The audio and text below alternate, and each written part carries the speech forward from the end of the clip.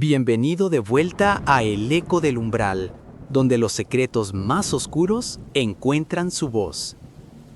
Hay momentos en la vida donde la realidad se quiebra, donde las leyes que creíamos absolutas simplemente dejan de existir. Hoy te contaré 3 historias que desafían toda lógica, 3 testimonios que te harán cuestionar lo que creemos saber sobre el mundo. ¿Estás listo para cruzar el umbral una vez más? Historia 1. El pueblo que regresó del agua. Hay lugares que desaparecen y otros que nunca debieron volver. Todo comenzó en el verano de 2021, cuando decidí hacer un viaje por carretera con mi novia Laura, por el norte del país. Habíamos planificado visitar varios pueblos pequeños, de esos que no aparecen en las guías turísticas, pero tienen ese encanto olvidado que nos fascina a ambos. Llevábamos 3 días en la carretera cuando, al atardecer, nos desviamos por un camino secundario. No estaba en el mapa, pero había un letrero de madera carcomida que decía Aguas Negras, 8 kilómetros. Laura revisó su teléfono. No encuentro nada sobre ese pueblo, dijo. ¿Mejor?, respondí. Significa que es auténtico. El camino era de tierra, rodeado de árboles densos. Mientras más avanzábamos, más espesa se volvía la niebla. Después de 20 minutos, llegamos. Aguas Negras era pequeño, tal vez 30 casas, todas construidas con el mismo estilo colonial. Una plaza central con una fuente seca, una iglesia pequeña al fondo. Pero había algo extraño. Todo estaba cubierto de una película verdosa, como algas secas. Las paredes, los techos, las ventanas. Parece que hubo una inundación, dijo Laura. Nos bajamos del auto. El silencio era absoluto. No había pájaros, no había insectos, ni siquiera viento. Caminamos hacia la plaza. Las casas tenían las puertas entreabiertas, algunas ventanas rotas, muebles volcados en los porches. ¿Hola?, grité. Nadie respondió. ¿Esto es un pueblo abandonado?, preguntó ella. Eso parece. Pero entonces escuchamos algo. Una puerta que se cerraba. Nos giramos hacia una de las casas. La puerta principal acababa de cerrarse sola, o eso pensamos. «¿Hay alguien ahí?», dije. Nos acercamos con cautela. Toqué la puerta. «Hola, somos viajeros. Solo queríamos saber si hay algún lugar para pasar la noche». Silencio. Entonces, lentamente, la puerta se abrió. Una mujer anciana nos miraba desde dentro. Tenía el cabello blanco, ropa vieja y una expresión vacía. «¿Buscan hospedaje?», preguntó con voz ronca. «Sí, si es posible». Ella asintió lentamente. «Pueden quedarse, pero deben irse antes del amanecer». «¿Por qué?». Ella no respondió. Solo se hizo a un lado para dejarnos entrar. La casa olía a humedad. Las paredes tenían manchas oscuras que subían desde el suelo, como si el agua hubiera alcanzado casi el techo. Nos mostró una habitación en el segundo piso. Tenía 2 camas sencillas y una ventana que daba a la plaza. «Gracias», dije. Ella nos miró con ojos profundos. «No salgan después de medianoche. Y si escuchan agua, no abran la puerta». Antes de que pudiéramos preguntar algo más, se fue. Laura y yo nos miramos incómodos. «Esto está muy raro», dijo ella. «Deberíamos irnos. Es de noche. Mejor descansamos y nos vamos temprano». Nos acostamos vestidos, por si necesitábamos salir rápido. A medianoche, exactamente, me desperté. Había un sonido. Agua corriendo, como si lloviera dentro de la casa. Me senté en la cama. Laura también estaba despierta, mirando hacia la puerta con los ojos muy abiertos. El sonido venía del pasillo. Me levanté y me acerqué a la puerta. Laura me sujetó del brazo.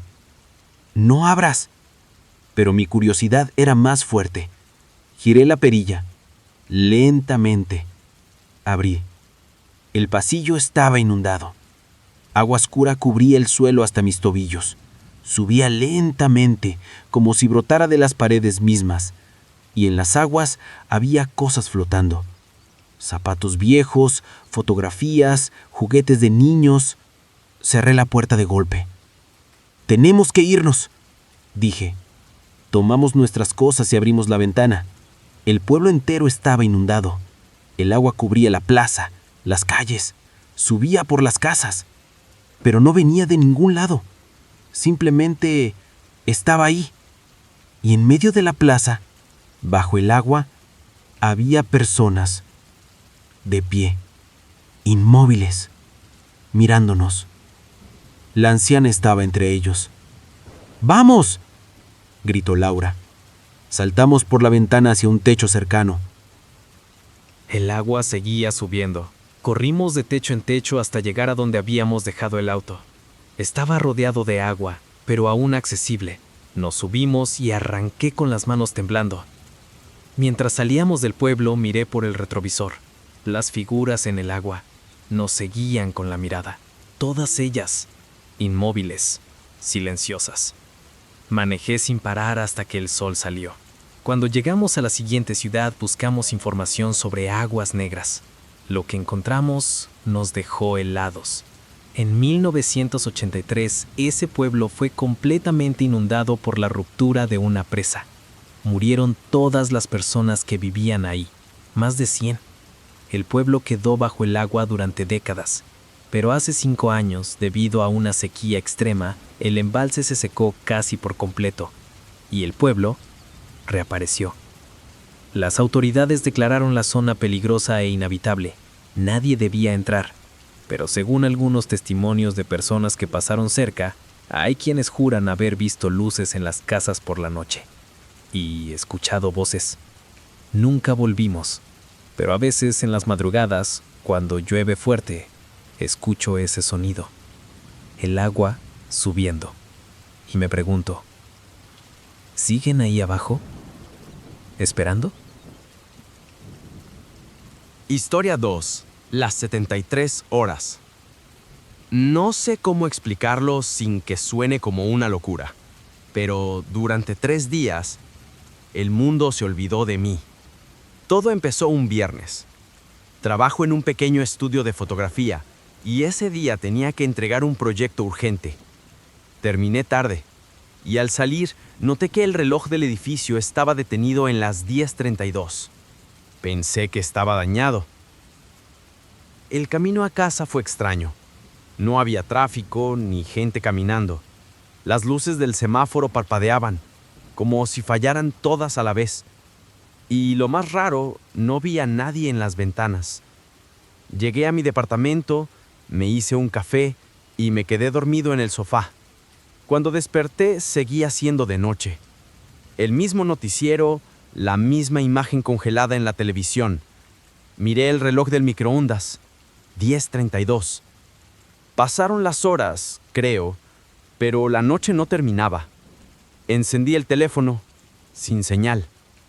Miré por la ventana, la misma calle, la misma farola encendida y ese mismo perro callejero dormido frente al edificio. Nada cambiaba. El segundo día fue peor.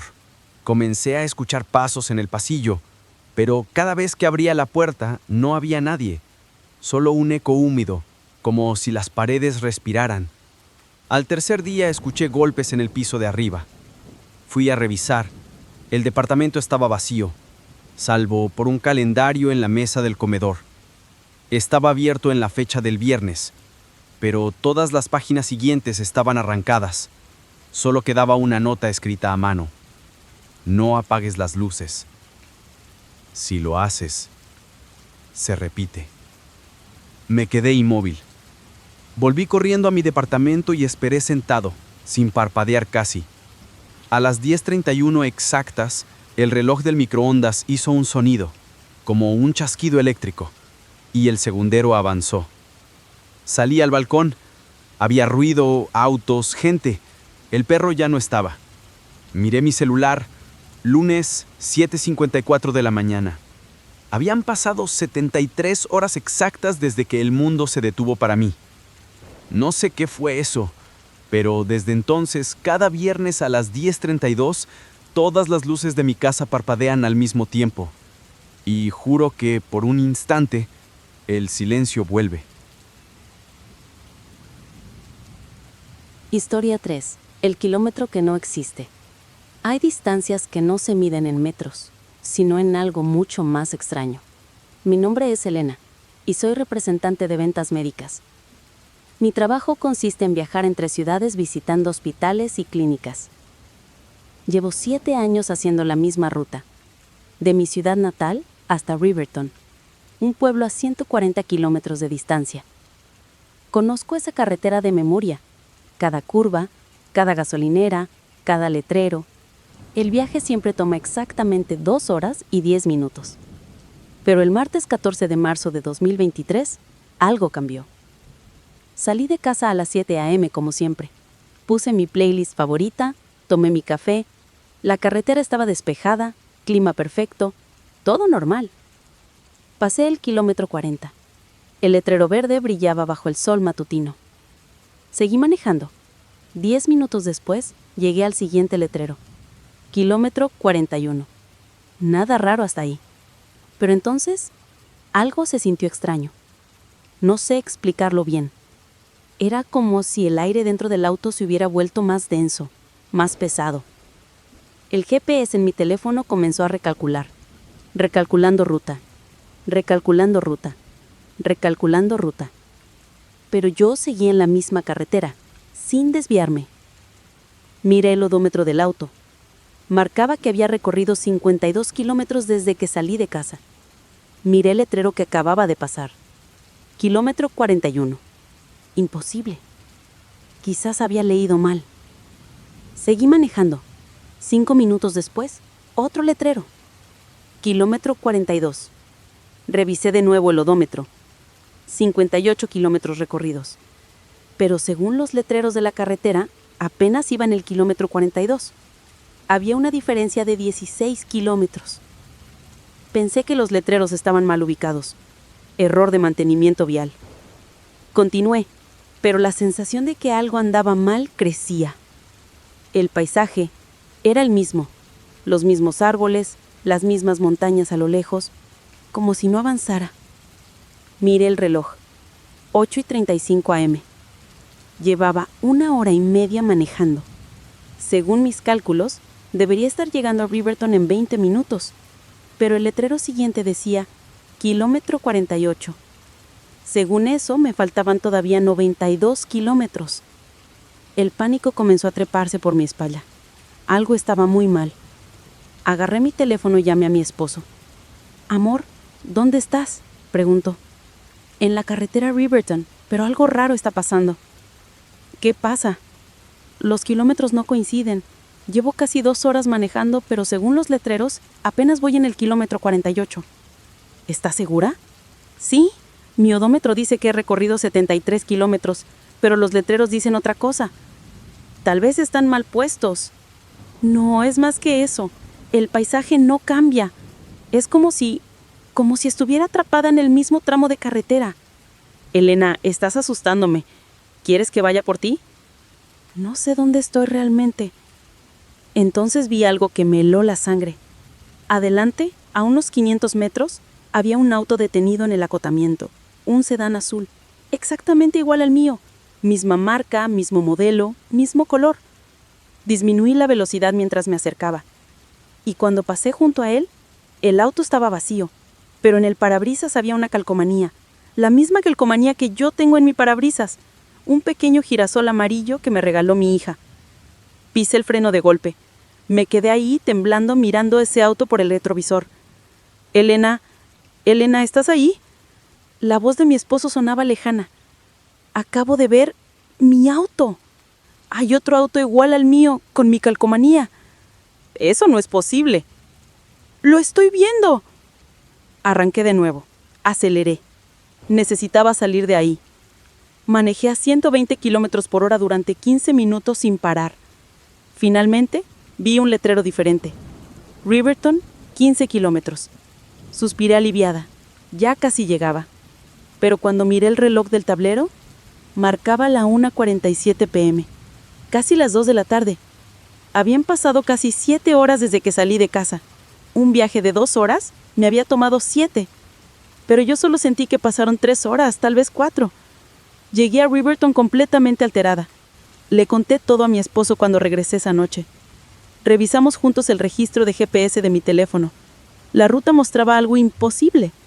Entre el kilómetro 40 y el kilómetro 42 había un tramo de 63 kilómetros registrados. Pero esos kilómetros no existen en ningún mapa. No hay desvíos, no hay caminos alternos. Es una carretera recta.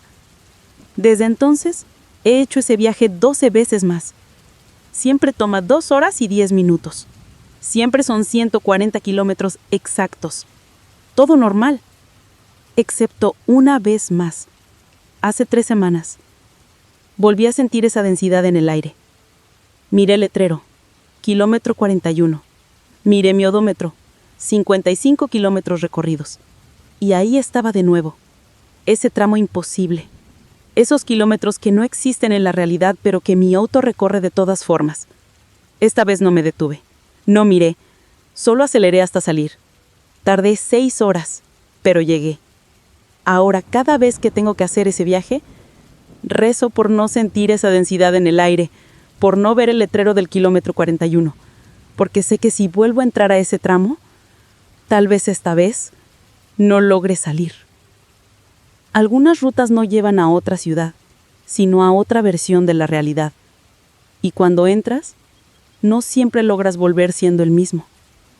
Cuéntame en los comentarios si alguna vez has vivido algo que no puedes explicar.